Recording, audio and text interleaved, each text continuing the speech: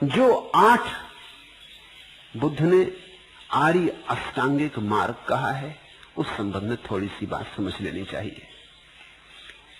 पहला सूत्र है 8 अंगों में सम्यक दृष्टि। जो है वही देखना, जैसा है वैसा ही देखना, अन्यथा न करना, कोई धारणा बीच में न लानी, कामना वासना धारणा को बीच में न लाना, जो है जैसा है वैसा ही देखना। अब ये अग्निदत्त बुद्ध के सामने खड़ा है, लेकिन जो है जैसा है वैसा नहीं देख रहा।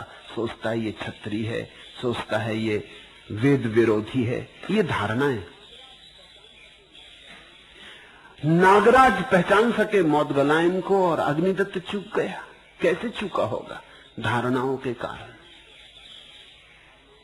काश धारणाओं को हटाकर, धारणाओं के मेघों को हटाकर देखता तो जो था वो उसे भी दिखाई पड़ जाता। इसको कहते सम्यक दृष्टि।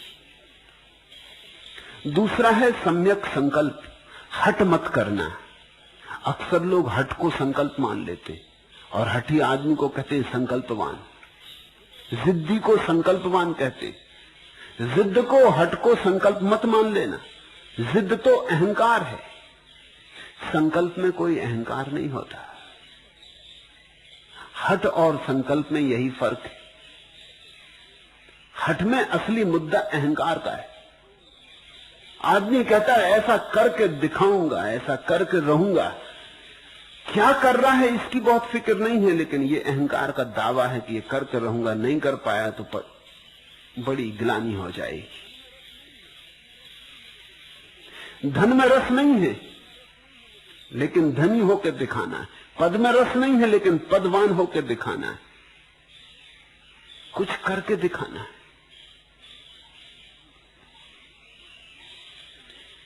ये जो बात है ये असम्यक संकल्प है। बुद्ध कहते हैं सम्यक संकल्प का अर्थ होता है जो करने योग्य है वो करना है, और जो करने योग्य है उस पर पूरा जीवन दांव पर लगा देना है, लेकिन किसी अहंकार के कारण नहीं, वो करने योग्य है इसलिए। तीसरा है सम्यक वाणी। जो है वही कहना, जैसा है वैसा ही कहना, अन्यथा नहीं, बदल के नहीं, ऊपर कुछ भीतर कुछ, ऐसा नहीं। क्योंकि अगर तुम सत्य की खोज में चले हो तो पहली तो शर्त पूरी करनी पड़ेगी कि तुम सच्चे हो जाओ। जो सच्चा हो गया है सत्य का उसी से संबंध जुड़ेगा, जो झूठा है उससे सत्य का संबंध न जुड़ सकेगा। मेहमान घर में आता है तो भाव कुछ, कहते कुछ, बताते कुछ। सुबह किसी को मिल जाते हो तो मन तो ये होता है कहां से इस दुष्ट की शकल दिखाई पड़ गई, मगर ऊपर से कहते हो कि दर्शन हुए, बड़े दुर्लभ, बड़े दिनों में दिखाई पड़े, बड़ी कृपा हुई। और भीतर ये कि ये दुष्ट न दिखाई पड़ता तो अच्छा, पता नहीं मुकदमा जीतेंगे कि हारेंगे, ये सुबह से कहां दर्शन हो गए। सम्यक वाणी का अर्थ होता है जैसा है, चाहे जो भी कीमत चुकानी पड़े, पाखंड नहीं। अगर कोई बात पसंद नहीं पड़ती तो निवेदन कर देना कि पसंद नहीं पड़ती। अगर कोई बात पसंद पड़ती है तो निवेदन कर देना कि पसंद पड़ती है। झूठलाना मत, झूठे पाखंड अपने आसपास खड़े मत करना। तुम अपने जीवन में थोड़ा देखना, तुम कुछ हो भीतर बाहर कुछ बताए चले जाते हो। धीरे धीरे ये बाहर की परत इतनी मजबूत हो जाती कि तुम भूल ही जाते हो कि तुम भीतर क्या हो। सम्यक वाणी का अर्थ होता है धीरे धीरे सभी अर्थों में, दृष्टि में, संकल्प में, वाणी में हृदय की अंतरतम अवस्था को झलकने देना। चौथा है सम्यक कर्मांत। वही करना जो वस्तुतः तुम्हारा हृदय करने को कहता है। व्यर्थ की बातें मत किए चले जाना। किसी ने कह दिया तो कर लिया, अक्सर तुम करते हो ऐसा। पड़ोसी एक मोटर खरीद लाया, कार खरीद लाया, अब तुमको भी खरीदनी। तुम्हें एक दिन पहले तक कोई कार नहीं खरीदनी थी, तुम बिल्कुल मजे में जी रहे थे। अब एक झंझट आ गई, पड़ोसी का अनुकरण करना है। अधिक लोग अनुकरण में ही मारे जाते। सम्यक कर्मांत का अर्थ होता है वही करना जो तुम्हें करने योग्य लगता है। ऐसे हर किसी की बात में मत पड़ जाना, नहीं तो तुम्हारी छीछल्लेदर हो जाएगी। हजारों लोग हजारों ढंग के काम कर रहे हैं, अगर तुम हर दिशा में दौड़ने लगे तो तुम्हारा कर्म धीरे धीरे बिखर जाएगा, तुम्हारी धारा हजार खंडों में टूट जाएगी, तुम सागर तक न पहुंच पाओगे। सम्यक कर्मांत का अर्थ है एक दिशा पर नजर रखना, जो तुम्हें करना है वही करना, और दिशाओं में अपने जीवन श्रम को मत बढ़ जाने देना। तब तुम्हारे भीतर एक समंजन, एक समरसता पैदा होगी। अभी तो ऐसा है कि बहुत खंड है, कुछ कहते, कुछ सोचते, कुछ करते, आज कुछ करते, कल कुछ करते, परसों कुछ करने लगते। इधर एक मकान उठाना शुरू किया, फिर आधा छोड़ दिया, फिर दूसरा मकान बनाने लगे। इधर एक कुआं खोदा 2 हाथ, फिर छोड़ दिया, फिर दूसरा कुआं खोदने लगे। ऐसे करते तो तुम बहुत हो, लेकिन फल हाथ नहीं आता। फल आने के लिए सातत्य चाहिए। मेरे पास लोग आते हैं, वो कहते हैं ध्यान करना कई दफे शुरू करते हैं, फिर बंद हो जाता है। 1 दिन करते, 2 दिन करते, फिर छूट जाता है, फिर लौटते, फिर करते, फिर टूट जाता है। तो फिर नहीं होगा। जीवन में एक सातत्य, एक संकल्प, जो चुना है करने के लिए, उसे करते रहने की धीरज, प्रतीक्षा, सहिष्णुता। आज ही फल तो नहीं आ जाएगा, बीज बोए हैं तो वक्त लगेगा, प्रतीक्षा करनी पड़ेगी, मौसम आएगा ठीक अनुकूल, तब बीज अंकुरित होंगे, फिर वृक्ष बड़े होंगे, वर्षों लगेंगे, तब कहीं फल होंगे। प्रतीक्षा करनी होगी। 5वां है सम्यक आजीव। बुद्ध कहते हैं हर किसी चीज को आजीविका मत बना लेना। अब कोई आदमी कसाई बन के अपनी रोटी कमा रहा है, ये भी कोई कमाना हुआ। रोटी ही कमानी थी, 1000 ढंग से कमा सकते थे, कसाई होने की क्या जरूरत थी। ये बड़ा असम्यक आजीविका है कि कोई स्त्री वैश्या होकर रोटी कमा रही है। कोई सम्यक आजीविका खोजना। रोटी तो कमानी है, ये बात सच है, लेकिन सम्यक खोजना। और ध्यान रखना, अगर तुम्हारी आजीविका सम्यक हो तो तुम्हारे जीवन में शांति होगी। अगर तुम्हारी आजीविका सम्यक हो तो सत्य और तुम्हारे बीच अनेक बाधाएं कम हो जाएंगी। अब अगर कोई आदमी झूठ का धंधा कर रहा है, समझो कि वकील है, अब बड़ा मुश्किल होगा इसको जीवन में सत्य को लाना।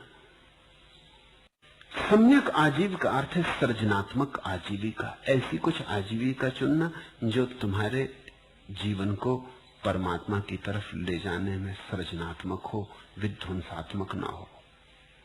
6वां है सम्यक व्यायाम। अति ना करना, बुद्ध कहते हैं। कुछ लोग हैं आलसी और कुछ लोग हैं अति कर्मठ, दोनों ही नुकसान में पड़ जाते। आलसी उठते ही नहीं तो पहुंचे कैसे?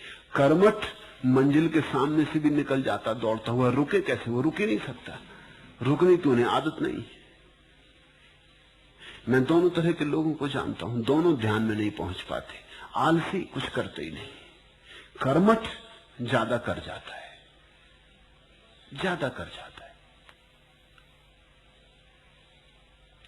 तुम अगर तीर लेकर निशान लगाने गए हो तो निशाना सम्यक होना चाहिए। अगर थोड़ा नीचे पड़ा तो भी चूक जाएगा तीर, थोड़ा ऊपर पड़ गया तो भी चूक जाएगा तीर। और जब तुम तीर को चलाओ तो प्रत्यंचा सम्यक खींचनी चाहिए। अगर थोड़ी कम खींची तो पहले ही गिर जाएगा तीर, अगर थोड़ी ज्यादा खींच गई तो आगे निकल जाएगा तीर।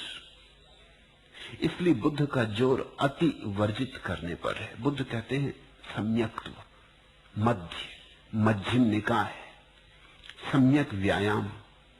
और सातवां है सम्यक स्मृति। व्यर्थ को भूलना और सार्थक को संभालना।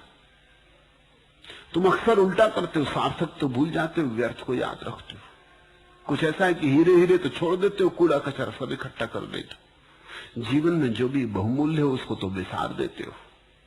सबसे ज्यादा बहुमूल्य तो तुम्हारी चेतना है, उसको तो तुम बिल्कुल विसार के बैठ गए हो और ठीक रहे इकट्ठे कर रहे हो और उनका हिसाब लगा रहे हो। तिजोरी में कितने रुपए हैं तुम्हें पता है, लेकिन तुम्हारे भीतर कौन बैठा है ये तुम्हें पता नहीं।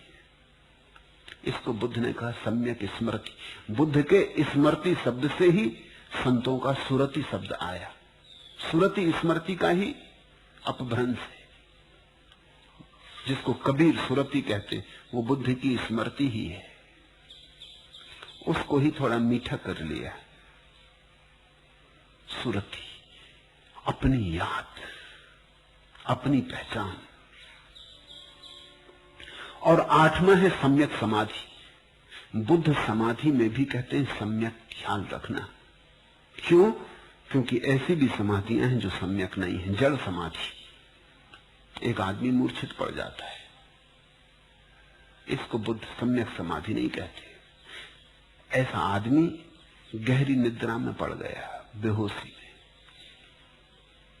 में। मन के तो पार चला गया, लेकिन ऊपर नहीं गया, नीचे चला गया। मन तो बंद हो गया, क्योंकि गहरी मूर्छा में मन तो बंद हो जाएगा, लेकिन ये बंद होना कुछ काम का ना हुआ। मन बंद हो जाए और होश भी बना रहे। मन तो चुप हो जाए, विचार तो बंद हो जाएं, लेकिन बोध न खो जाए।